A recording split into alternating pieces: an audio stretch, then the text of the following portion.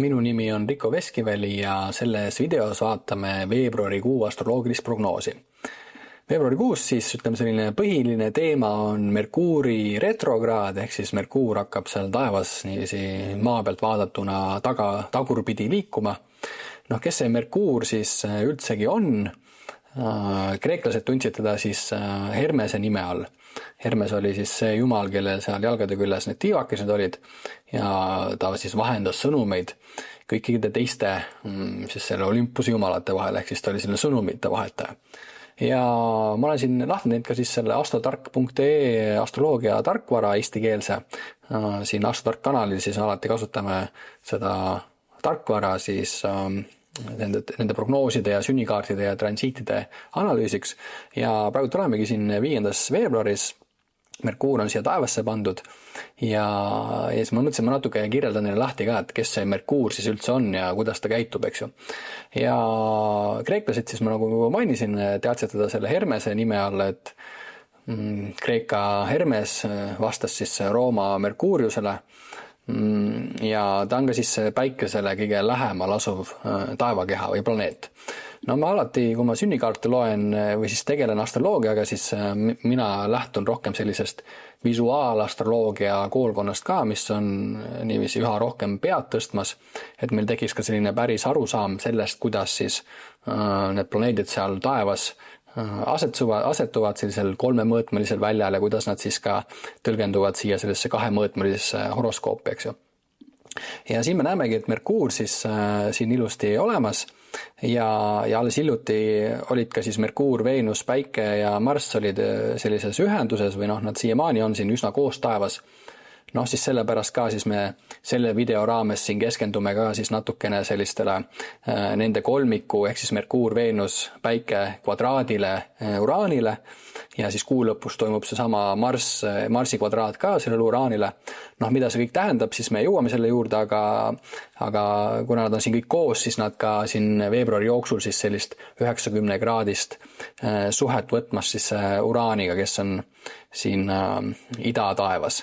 Aga sellest räägime kohe varsti, ma praegu natuke kirjeldan teile siis sellist, kes on Merkuur ja Merkuuri olemust, et siin on võimalik siis seda Merkuuri niiviisi jälgida. Ja vahest, kui ma ise hakkasin astroloogia tegelema ka, siis ma päris täpselt ei saanud aru, et mis asi see retrograadne liikumine on või kuidas see nagu päriselt seal taevas siis, et mida see tähendab, et Merkuur siis liigub tagurpidi ja siis sellest lähtuvalt siis toimuvad sellised, siis võib-olla mingid kommunikatsiooni ebakõlad või takistused või möödarääkimised või kuidagi on siis see Merkuur nagu häiritud või ei toimi päris nii nagu peaks. Siin kui me nüüd kerime siit ajast edasi, siis me näeme, et siin Merkuur visuaalselt, me paneme siit seda päevakaupa edasi, et siis visuaalselt on näha, kui me siin paneme päevakaupa edasi, et ta liigub taevas siis seda õiget trajektoori pidi ehk siis nagu vastu päeva või maa pealt vaadatuna vastu päeva, et siis planeedid tegelikult liiguvadki sellise suunaga siis vasakule või siis ida poole. Päike muidugi liigub idast läände, aga see efekt tekib siis tänu sellele maakera pöörlemisele. Aga muidu planeetide suund siis taevas on suunaga vasakule ja sünnikaardis ka siis alati suunaga vasakule, et planeedid siis sünnikaardil liiguvad ka siis nagu vastu päeva. Sellised nagu põhitõed on ju, kuidas need asjad selle all liiguvad. Ja nüüd, kui me siit veebruarist nagu edasi kerime, siis me näeme, et Merkuur liigub siit nagu õiges suunas, eks ju. Aga siis, kui me jõuamegi siia 26. veebruari juurde, siis me näeme, et nüüd ta järsku hakkab sellest tagurpidi käiku sisse võtma, näed. Et hakkab uuesti siia päikse poole liikuma, et siin muidu ta liikus kogu aeg nagu niiviisi loomupäraselt nagu päiksest eemale. Et siin, kui läheme siia jaanuari lõppu, siis me näeme, ja nüüd kui kerime seda edasi siia veebruari lõppu, siis me näeme, et liigub edasi ja nüüd järsku hakkab tagasi liikuma.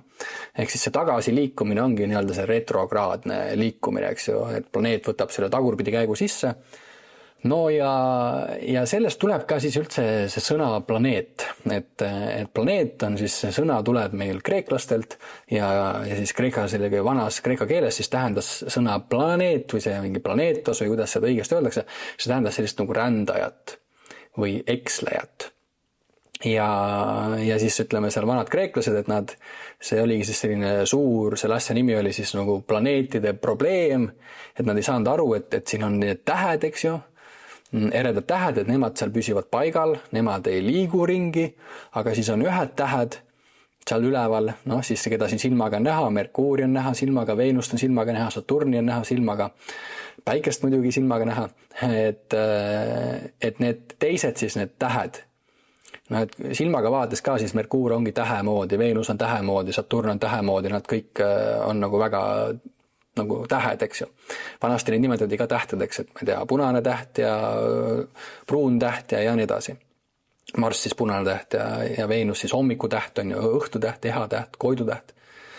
Aga millest on siis aru saanud, oli see, et ongi, et need tähed nagu liiguvad ühes suunas, eks ju, aga siis järsku, kui tekib see retrograadsus, siis järsku nad võtavad seal tagurpidi käigu sisse.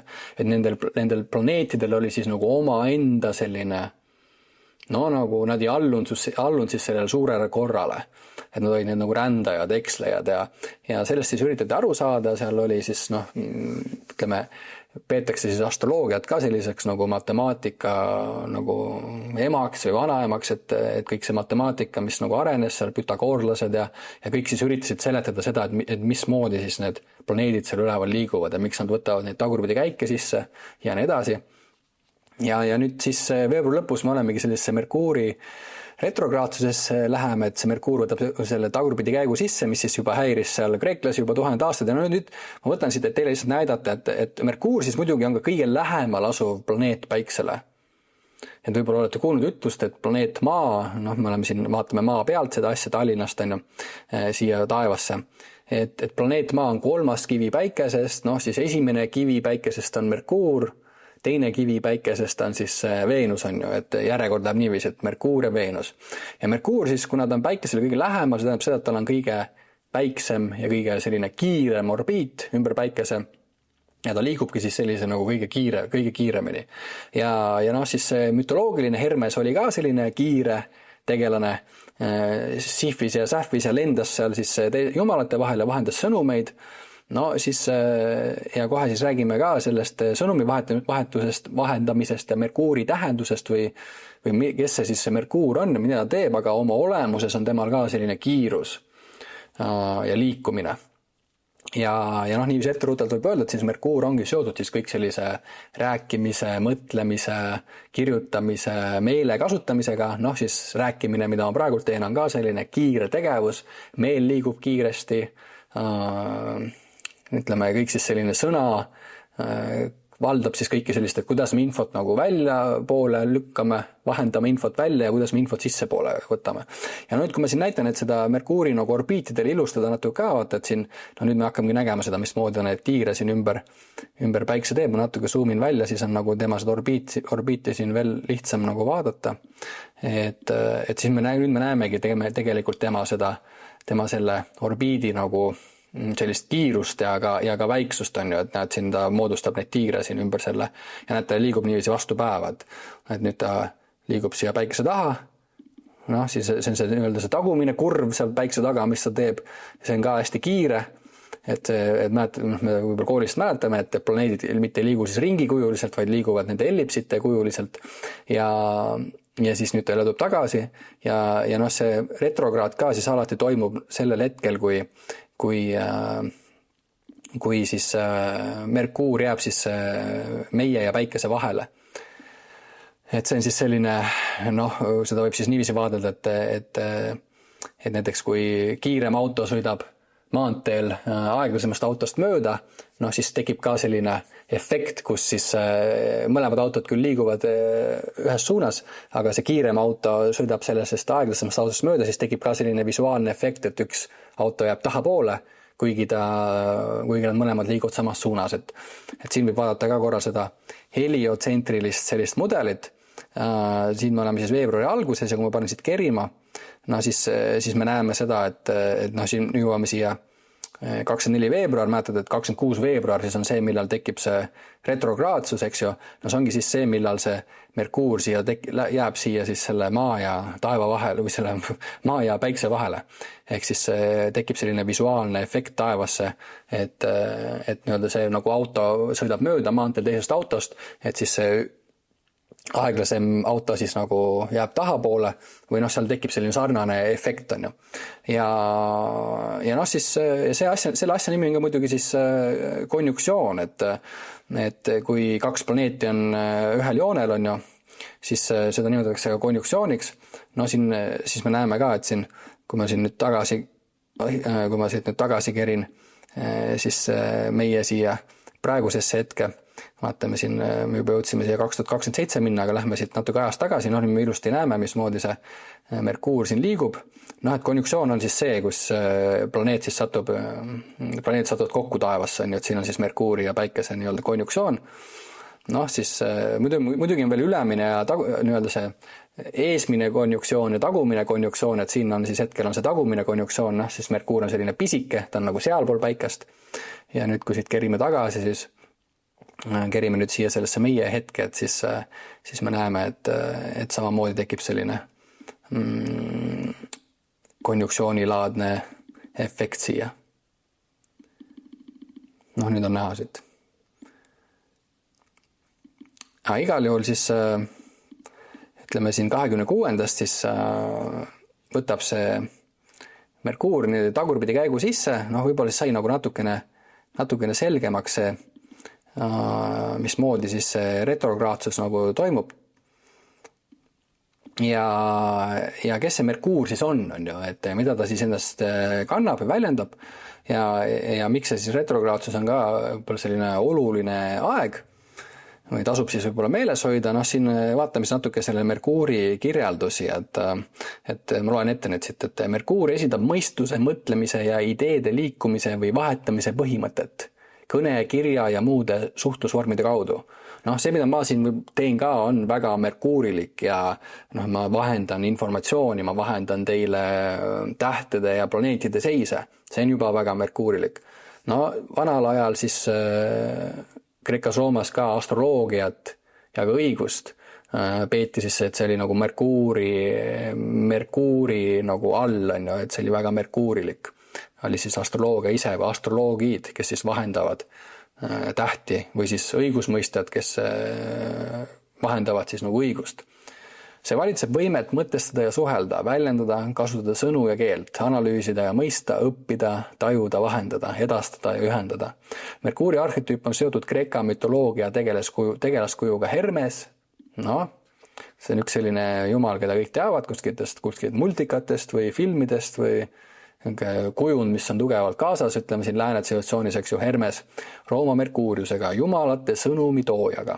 Merkuuri ja teise planeedi vaheline oluline aspekt on seotud inimese vaimse ja närvisüsteemi toimimisega, teabe edastamise ja vastuvõtmisega ning hariduse ja intellektuaalse visiooni olemusega. No siis Merkuur on selline meel, intellekt, info, vahendamine, vastuvõtmine. Vanasti see Hermes, roomlastel Merkuurius. Ja noh, Platonil on siis ka see, kas oli tema dialoogide lõpus, siis see võib-olla on tema õpilase omistatud, aga võib-olla see on Platoni enda ütlus, et siis seal kreeklastel olidki need jumalad, eks ju, kellest räägiti neid lugusid, need kõik vastasidki siis nendele taevakehadele.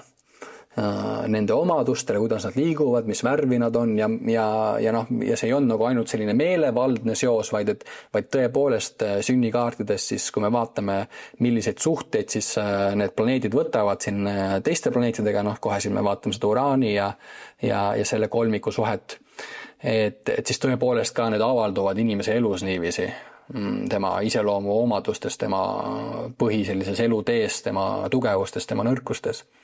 Kui Merkuur on näiteks seal aspektis mõne teise planeediga, kas siis niiviisi toetavalt või natukene tugevalt ja väljakutseid esitavalt, et siis Merkuur on selline tüüp. Võib-olla siis sai natukene selgemaks see Merkuuri asi ja noh, siin keskendume siis, noh, kuna siin veebruari lõpus siis tuleb Merkuuri retrograad, no siis kõik need asjad, mis ma siin ette lugesin, et mõistus, mõtlemine, ideed, kõne, suhtlemine, noh, kõik, mis Merkuur on, et see hakkab siis nii-öelda taevas, võtab nüüd tagurpidi käigu sisse, et võib-olla selline teatav nagu tagasiliikumine või takistused või selline tagurpidi käik nende teemadega seoses, noh, siis võib siin rohkem teadlik olla sellest, et sellel aastal on siis kokku 3 Merkuuri retrograadi ja praegune siis toimubki siin 26 veebruar kuni 20 märts. Ehk siis selline peaaegu üle 3 nädala, on ju. Aga liigume siit edasi, et siis vaatame näiteks, mida see Merkuur siin siis taevas ka tegema hakkab ja nagu ma juba teile mainisin, et siin hiljuti oli siin kuu päikese, tähendab Merkuuri, Veenuse ja Marsi konjuktsioon. Siin on ilusti näha ka, et nad on niiviisi taevas koos. Ja kui nüüd selle Uraani siia peale paneme, siis näemegi, et siia tekib horoskoopi selline punane joon. Ja mis see punane joon siis tähendab? Selle asja nimi on kvadraat, inglise keeles on see square ja siis maakeeli siis võib öelda või geomeetriliselt või et nende vahel on siis siin 90 kraadi. Ja kõige esimene see 90 kraadi, mis tekibki, see sümbol siis selle kvadraadi jaoks on selline ruut, see ruut siis sümboliseerib 90 kraadisid. Et esimene kvadraat, mida see Merkuur siin moodustab, ongi siis just selle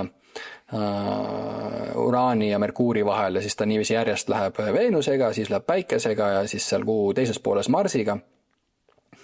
Et kuidas seda siis niiviisi vaadelda, et kui siit minna päevade kaupa läbi ka, siis mäletad, et planeedid liiguvad siis vastu päeva horoskoobis ja nüüd kui see nelik siin niiviisi vaikselt edasi purjetab, siis me näeme, kuidas see Uraan siis nendesse kõikidesse oma neid punaseid joonekesi siin tõmbab.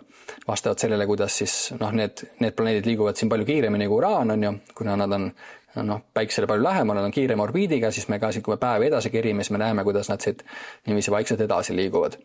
Aga näeme siis siia 5. veebruari ja vaatamegi siis esimesena seda Merkuuri ja Uraani kvadraati. Et sellest Merkuurist ma teile juba natuke rääkisin, et siin 5. veebruari täna tegelikult ongi see täpne 90 kraadi, on ju 27 kraadi siin, tema on siin siis selle troopilise sodiaagi järgi 27 kraadi sõnnis ja Merkuur siin siis 27 kraadi veevalajas, et selline täpselt 90 kraadi selline nurgavahe siin ja kui nendest ja veel natuke nendest aspektidest ka rääkida, siis need nurgavahed, et neid ongi kokku siis siin 5 tükki. Need esmalt neid teatakse kui nagu Ptolemaiose aspektide järgi, et see on umbes 2. sajandist, aga küllap olid need juba palju varem kasutusel, seal Mesopotaamias on vanimad sünnikaardid 500 enne Kristust ja sealt kaugemasse aega läheb, et see geomeetria ja kõik need Pythagorase teoreemid ja asjad, et arvatavasti me lihtsalt ei tea, kui vanad need on, aga meil on siis mingi sellised pädevad andmed, mis ütlevad, et need on üsna vanad, eks ju, aga minu arvamus on, et kogu see teadmine on palju vanem, kui me üldse oskame arvata, et meil lihtsalt on need evidentsid või asitõendid või raamatud või savitahvlid ära kadunud.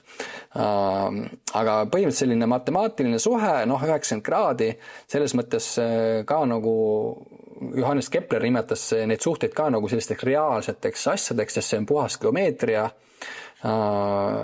Kui planeedid on taevas koos, siis nende vahel on 0 kraadi, on ju. Kui nad on üksteise vastas, planeedid on üksteise vastas, siis nende vahel on 180 kraadi, on ju. Jälle selline matemaatiline reaalsus, eks ju. Kvadraat on siis nende vahel on 90 kraadi. Trigoon on siis selline võrdkülgne kolmnurk, planeetide vahel on 120 kraadi, see on selline harmooniline või pehme aspekt, ja sekstiil on siis, et nende planeetide vahel on 60 kraadi, ja on sellised 5 põhisuhet, ja nende puhul ka siis nagu üsna selgelt on sünnikaartides ja transiitides ja maailma horoskoopides näha, mismoodi need nagu avalduvad vastavalt siis sellisele geomeetrilisele harmooniale või Johannes Kepler nimetas ka seda nagu muusikale vastavaks, et see on teatav selline sfääride muusika, et see harmoonia seal üleval, matemaatiline väljendub siin all, on ju, kui on see kuulus, kuidas ülal nõnda all ütlus, et läbi sellise geomeetrilise harmoonia see vastab tõele. Ja Uraan, kes on Uraan, on ju, et selles mõttes need 3 viimast planeeti siin, Uraan, Neptuun ja Pluto, on selles mõttes uued tegelased, et need iidsed tsivilisatsioonid neid ei teadnud, sest et neil on teleskoop, eks ju. ja vähemalt meile teadaolevalt ja siis tänu teleskoobi tekkimisele siis avastatigi siis ka need 3 siin, et need on sellised nagu kaasaja planeedid. Ja kuna täna räägime uraanist, on ju, siis uraan avastatigi seal 1781 või midagi sellist, 2. William Herschel avastas tema see sümbol on siin hash kujuga. Ja tema siis sümboliseerib selliseid revolutsioone või vabadust või ootamatut muutust või äkilist muutust või sellist tehnoloogiat ise, eks ju, et siis uraani avastamise ajal ühel pool oli Ameerika revolutsioon, teisel pool oli Prantsuse revolutsioon ja ma võib-olla loen siit ette natukene seda uraani, et kes see uraan on, et uraan esindab muutuste, vabaduse, mässu ja revolutsiooni põhimõtet. Ja mul on tehtud üks saade ka Tartu Ülikooli Vana-Kreeka ja ladina keele lektori Neeme Näripaga siis Prometheusest ja mingis mõttes siis see Kreeka müütiline Prometheus vastab suurepäraselt siis selle uraani põhimõttele. Aga uraan on siis seotud igasuguste ootamatute nähtustega, äkiliste üllatuste ja ärkamistega, läbimurretega, intellektuaalsete, psühholoogiliste ja vaimsete. See valitseb välja kujunenud struktuuride äkilise lagunemise üle ja omab tihti põnevat ja elektriseerivat omadust. Samuti valitseb see individualismi ja originaalsuse, leiutiste ja tehnoloogia, loomingulise geeniuse ja geniaalse vaimse taipamise üle. Planeet Uraan esimest planeeti, mis avastati tänapäeval 1781 aastal või esimesel aastal radikaalsete kultuuriliste muutuste ja revolutsioonide ajastul, saab arhetüüpselt kõige paremini mõista Kreeka müütilise tegelase Prometheuse näitel, kes varastas taevast tule, mässates Jumala vastu ja anda inimkonnale suurem vabadus. No siis uraan on seotud selliste ootamatu muutustega, ootamatu ävardumine, ärkamine, leidlikkus, loomingu läbimurre, sära. Kõik selline uus, midagi ootamatut avaneb, vabadus, ettearvamatus, tehnoloogiline areng, kõik see. Ja nüüd, ja mis see siis, kuidas see päris taevas, et mäletad, mina siis teen ka sünnikaarte lugedes ja astroloogiat tegeledes, ma tegelen siis sellise visuaalse astroloogiaga või siis sellise tõelise või päris taeva astroloogiaga, et ma siis klientidele ja teile vaatajatele üritan ka siis nagu selgeks teha, et mismoodi siis üldse see sünnikaart siis avaldub, eks ju, siin kahemõõtmelisel pildil seal taevas. Et tihti on see, et minnakse astroloogi juurde ja siis visatakse see horoskoop ette, seal on mingid miljonid jooned, millest mitte midagi aru ei saa. Seal on siis need majade süsteemid, seal on sodiaagi süsteemid ja üldjuhul jääb siis selline päris suur sein inimese ja siis selle päris taeva vahele või selle astroloogia vahele. Ja siis taevas selles mõttes olemegi siin 5. veebruaris, eks ju, ja siis on näha, et see planeet Uraan on siin vasakul siin plejaadide lähedal, on ju üsna siin konjuktsioonis plejaadidega ja siis see vahemaa siit siis selle Merkuuri ja Uraani vahel ongi 90 kraadi. Ehk siis selline nagu pool sektorit on ju, et meie siin maa peal ja siis ütleme, Kepler nimetas, et see valgus, mis tuleb Uraanilt ja siis see valgus, mis tuleb siis näiteks siit Merkuurilt, eks ju, et need valgusvihud siis kohtuvad siin maa peal ja siis on, siis võib nagu näha ja täheldada siis nende kahe sellise jumala või arhetüübi sellist koostoimet, eks ju, sellist tähendusrikast. Ja siis kuidas seda vaadelda, et uraan on siis see, kuidas me infot vahendame, uraan on siis selline leidlikkus, loovus, geniaalsus on ju, läbimurre selles vallas.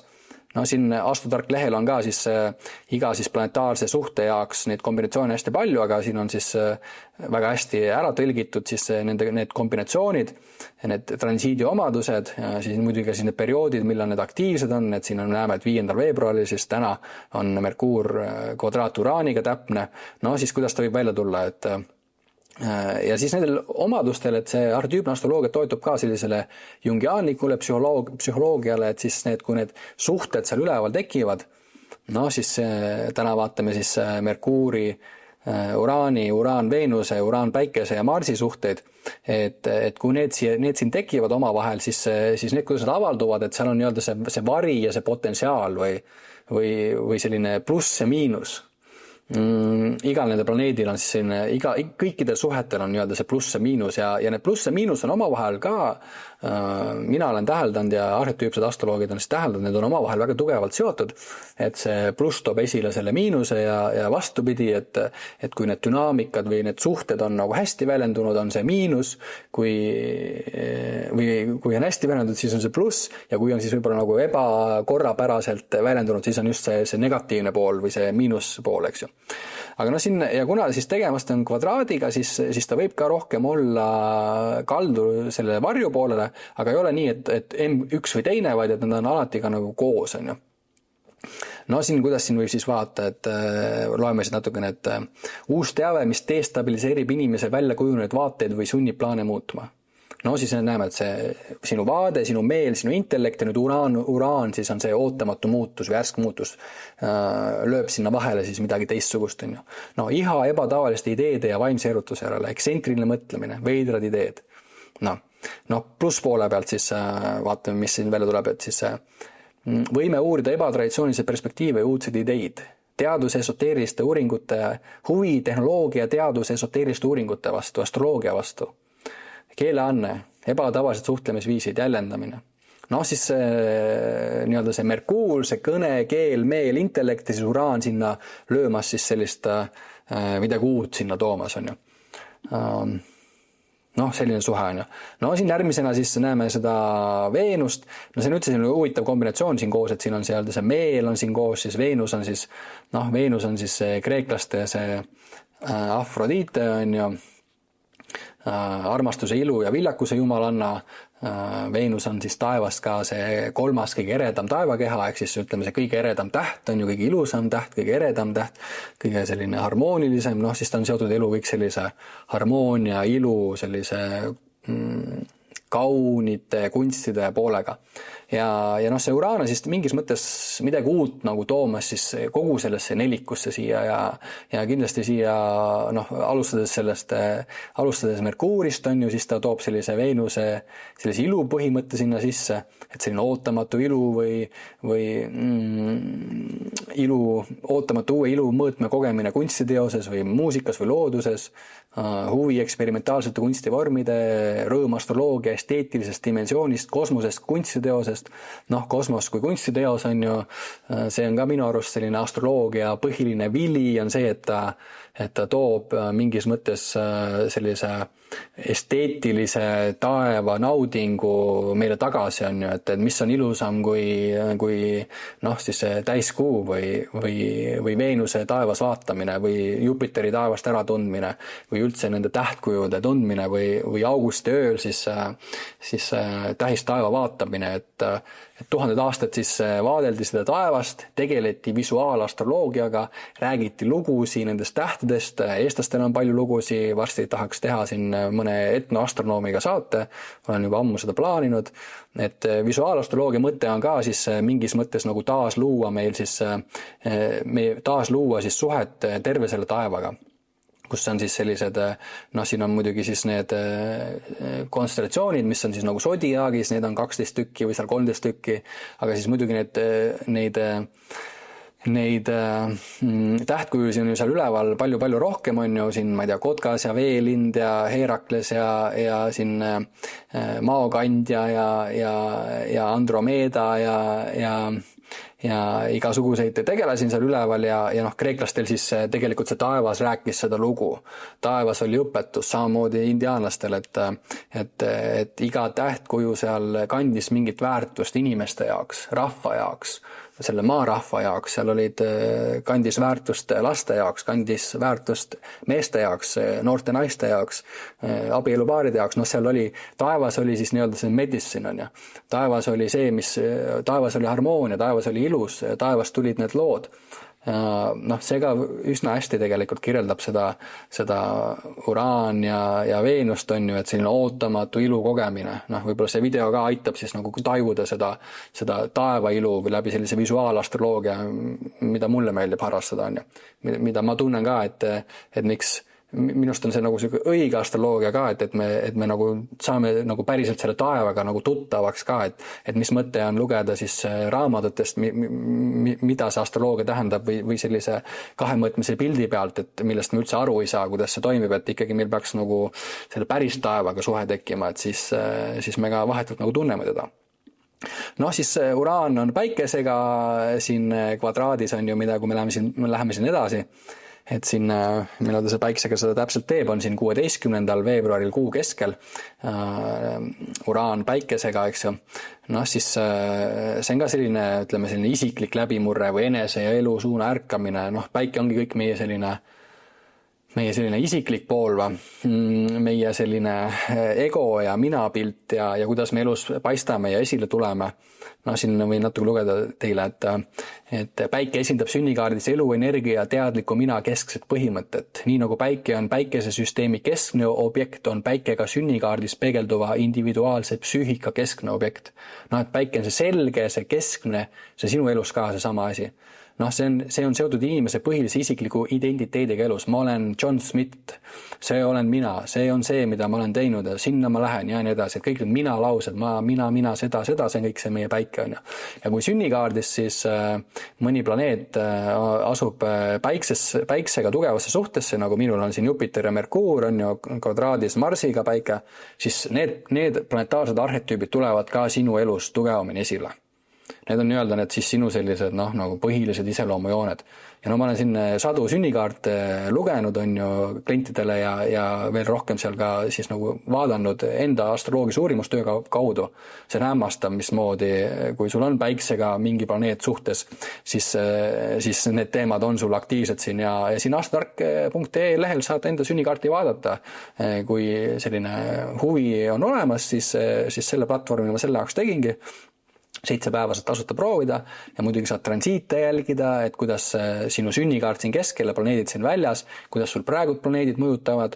Et see on ka selline astroloogia võib-olla selline nagu mahlane osa või selline viljakas osa on see jälgida, et mis teemad sul hetkel aktiivsed on, sellised pikaajalised teemad, mis keskenduvad selliste 2-4 aastastele perioodidele, lühiajalised, mis on võib-olla sellised nagu natuke lühemad teemad elus.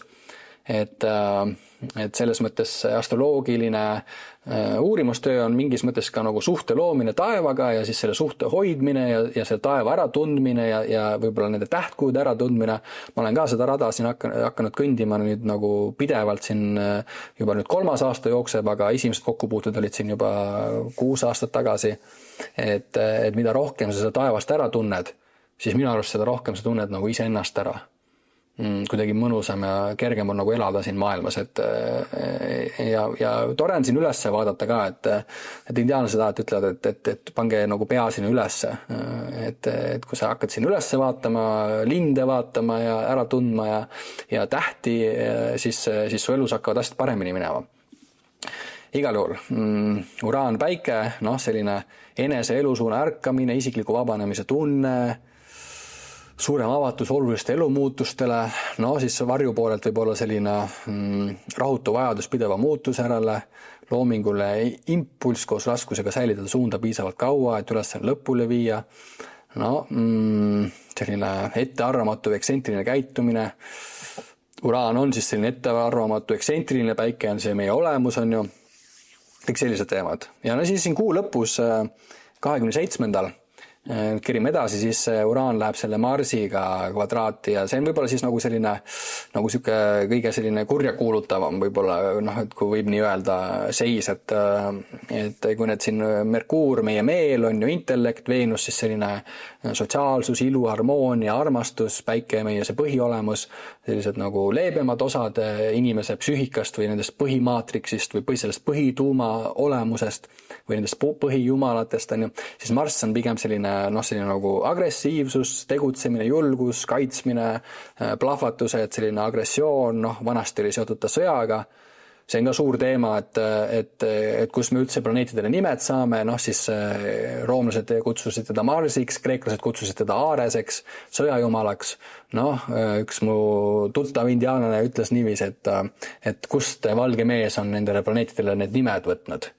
Et kus ta võttis kuskilt mingis mõttes need nimed on ju nagu õhust võetud on ju. Et nende nimedel ei ole selles mõttes nagu tähendust või nad kannavad ka mingit sellist arhetüüpsed välja, sellist arhetüüpset, sellist nagu, et Marss on sõdalane, on ju, kõigil seostub Marss sõjaga. Et mingis mõttes, kui me nüüd siseneme ka siia uude ajastusse, kus me tahame ka luua nagu uut suhet Jumala ja looja ja elu endaga ja ka nende planeetidega, siis võib-olla, või mitte võib-olla, vaid kindlasti oleks tark ka siis nagu natuke edasi liikuda ka nendest nimedest või anda neile nagu sellised uusi nimesid või luua sellist uut suhet nendega. Et siis on võimeline ka meie selline elu nagu arenema, eks ju. Et elu on loodud arenema, et me ei ole nagu fikseeritud mingitesse kindlatesse nimedesse või arusaamistesse, vaid et see on nagu evolutsioon, on ju, et elu on pidevas liikumises ja võib-olla siis selle Marsiga tuleb ka nagu uus suhe luua, et me saaks ka võib-olla siis sellisest nagu sõja asjast nagu lahti, mis on siin viimasel 2000 aastal nagu eriti aktiivne olnud, on ju. Aga Marss-Uraan, siis see on selline plahvatuslik, eks ju, et ootamatu ja agressioon, siis kannatamatus kogemused, impulsiivsed, äkilised katkemised, agressiivne mässumeelsus, äkiline viha, lühike süütenöör, õnnetustele kalduvus, plahvatused, põletused, torkede lõiked, see on Marss selline jõud, on ju, Uraan selline ootamatus, see on eelmisel aastal ka ma tegin ühe Marss-Uraan vist opositsioon video, mis oli seal eelmise aasta keskel ja üldjuhul siis nende kvadraatide ajal võib ka näha nagu sellised mingid ohtlikke asju nagu maa peal toimumas. Nagu mingid plahvatused või terroriaktid või mingid sõjalaadsed asjad, et tasub silmi lahti hoida. Ja siis võib-olla ongi nagu kokkuvõtlikult siis natuke teile tutvustada siis seda esimest teemat, Merkuuri, Veenust, Päikest ja Uraani, eks ju. Ja seda Marsi teemat ka vaatasime nende puhul. Ja siis muidugi ei tohi nagu ära unustada, et nüüd me siis siin 20. veebruaril siis ongi see Saturni ja Neptuuni see täpne konjunktsioon, et nüüd kui siin uuesti see maailma horoskoop nagu lahti võtta ja võtame siis selle Saturni ja Neptuuni siia, see on see põhiteema, eks ju, et siin kanalil ja selle Rico Veskiväli YouTube'i kanalil ma olen siis sellele teemale pühendanud palju videosid, see on see võib-olla see kõige olulisem planetaarne aspekt praegu või see planetaarne transiit seal taevas, siin võin teile näidata ka, et taevas siis see Saturn ja Neptuun on siin kõrvuti, on ju, et nüüd zoomime siia natuke sisse, eks ju, et siin see Saturn on ju siin ja nüüd kui me läheme siis siia 20-ndasse, eks ju, et mida siis see konjunktsioon või see täpne konjunktsioon tähendab, see tähendabki seda, et Saturn liigub kiiremini kui Neptuun, on ju, mäletad, et planeedid siis liiguvad ka vastu päeva ehk suunaga sinna, ehk siis kui me läheme siia 20-ndale, siis nüüd lõplikult see Saturn läheb sellest Neptuunist mööda, näete. Et siin me oleme juba kuu lõpus, et siis siin 20-ndal on see, millal nad siis nagu täpselt joonduvad siin sellele ekliptika peal. Nii-öelda see 0 kraadi täpsus, on ju. Ja nüüd siin ma kerin ka siit edasi, nüüd te näete, et Saturn on pildikult siit mööda minemas, mäletad, et see suund on siia vasakule ja nüüd kui me siit läheme mööda, kerime edasi, et siis me näeme siin 20-ndal toimub see nii-öelda see möödaminek. Et siin paneme selle 20-nda, siis näete 0 kraadi, 44 minutit, et see on see, mil nad siis siin täpselt taevas kokku saavad 20-ndal. Et sellele teemale ma nii palju siin ei keskendusin videos, sest minge vaadake siin üleval on siis pikk video, mis on siis 2026 aasta astroloogiline prognoos, kus ma siis pikalt ja laialt räägin sellest Saturnist ja Neptuunist, siis Saturn on reaalne, Neptuun on ideaalne, Saturn on struktuur ja kord, maailma kord on ju, Neptuun on lahustumine, Neptuun on illusioon, Neptuun on ideaalid, siis umbes iga päev saab siit uudistest lugeda, et umbes, et see kehtiv maailmakord on muutumas, meil on sarnane aeg, nagu oli 1982 või seal mingi 1940-ndatel või seal peale teist maailmasõda, kus siis nagu uus kord tekib maailmasse, et täna me oleme siis selles uue korra tekkimise ajastul nii kollektiivsel kui ka individuaalsel tasandil, et siis tasub olla teadlik sellest, et siin 20. veebruari siis on nii-öelda see kõige täpsem mõju, oleks huvitav vaadata ka, et millega see siis siin kulmineerub, on ju, et kas on ka mingi konkreetne sündmus siin all märgata siis selle täpse ühenduse ajal. Mina hoian silmad lahti, soovitan teil ka hoida ja siis võib-olla siin märtsikuu alguses siis saame niiviisi tagasi kiigata siis selle peale. Ja siis lõpetuseks oligi see Merkuuri, see retrograadsuse teema, et see Merkuur ja meel siin kuu lõpus kuu lõpus, siis siin kaardi peal ma ka vist eile ei näidanud, on ju, et nüüd ma saan korraks näidata, et näete, et siin kui nüüd kerime edasi, või nüüd oleme siin 13. veebruaris on ju, nüüd kerime edasi, siis näete, et siin kaardi peal ka ta liigub ilusti nii nagu peab, on ju, vastu päeva, oma loomulikus viisi pidi ja nüüd siin alates 26. eks ju, jääb nagu seisma ja nüüd näete, ja siis ta hakkab siia päikse poole liikuma. Näete. Ja siis liigub nii see taevas nagu vastupidi, kuni siit siis siia, kaua ta siit liikus, 20. märtsini, eks ju. Nii, 20. märts jääb seisma ja nüüd hakkab veel edasi liikuma. Et see ongi selline visuaalne efekt, mis tekib, kui Merkuur jääb siis maa ja päikese vahele, ehk siis selline retrograadne liikumine. Aga võib-olla siis ongi lühidalt veebruarikuu prognoos selline, et siis oleme valvsad selle Saturn-Neptuuni ühenduse üle. Soovitan minna vaadata siis need Saturn-Neptuuni videosi, kui ole veel vaadanud. Ja siis muidugi selline visuaalne astroloogia, et praegu on siin selged ilmad meil olnud. Minge õue, otsige üles näiteks Jupiter, kes siin praegusel ajal juba tõuseb suhteliselt vara. Siis õhtul 7 ajal, kui on selge taevas, siis minge otsige Jupiter taevast üles, et ta on praegu siin reaalses taevas siis selle kaksikute tähtkujus. Kaksikud on siis siin on ju 2 kuulsat tähte, Castor ja Pollux. Need on ka siis sellise Kreeka mütoloogiast oli ka 2 venda, Castor ja Pollux, kaksikvenda lugu nendest. Seal vanemates mütoloogiates on ka siis need räägitud lugu siis 2 kaksikust vennast. Need on siis tuntuks saanud ka siis, või tuntakse siis tänu selle Castor ja Polluxi tähele. Et kui te seda Jupiteri siis siin öötaevast lähete üles otsima, siin umbes 7 ajal õhtul on ta juba ilusti näha siin ida ja lõuna vahel, siis kui te näete siin tema Jupiteri kõrval ka 2 sellist suurt eredat tähte, siis olete juba 2 kuulsa tähega nimega Castor ja Pollux tuttavaks saanud. Ja siin muidugi on ka teisi suuri tähti, nagu sõnnitäht, kus on see Aldebaran ja Plejaadid on hästi taevast näha või taevasõel eesti keeles. Uraani siis silmaga on väga raske näha, kui on väga head silmad, siis näeb. Muidugi siis kõige eredam täht taevas, mida on ka siin talvel meil hästi näha, on siis Sirius. Et vaatamegi siin, kui paneme kerime edasi, siis õhtuti umbes siin 9-10 ajal on ta kõige kõrgemal lõunasuunal. Siis Orion on siin, on ju see sõdalane, ehk siis ta jääb siit sellest Orioni vööst on ju siia vöö suunalt niiviisi umbes sama kaugele, et siis Sirius kõige eredam täht. Sellest on palju lugusid egiptlastel ja Mesopotaamias ja igas kultuuris räägitakse siis kõige eredamast tähest. Selle terve taeva tundmine on ka üks asi, mida me siin selle kanali raames nagu tahan teha. Muidugi on küsimus, et kas ma seda eesti keeles saan teha, sest meil Eestis ei ole väga palju inimesi, kes oskaks tervest sellest taevast rääkida.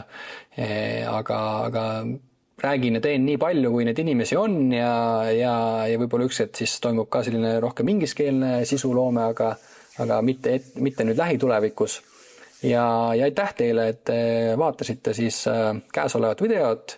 Sellel kuul siis Merkuur, Veenus, Päike, Uraan kvadraadis, Saturn ja Neptuuni konjuktsioon, siin kuu lõpus siis selline natuke plahvatuslik, selline võib-olla natuke nii ohtlikum transiit, Marss ja Uraan ja siis 26. siis Merkuuri retrograad, et oleme siis valvsad selle üle, mis seal üleval toimub, tunneme ära siis, mis meie endi eludes toimub, samastume taevaga, kuidas hoiame meeles, et kuidas ülal nõnda all, võib-olla läheme astutark.ee lehele ja õpime tundma enda sünnikaarti, enda transiite ja alati, kui soovite siis ka sellist tervikülevaadet või sellist mentorlust või sünnikaardi lugemist, et siis ma saan ka teha sellise tervikliku sünnikaardi ülevaate teile. Mina astroloogina siis võib-olla oskan seda rohkem nagu selliseks tervikuks siduda, kui teil on mõned aspekti mustrid seal, kui on näiteks 3 või 4 planeeti on omavahel suhtes, et siis neid oskan ka natuke paremini lahti seletada.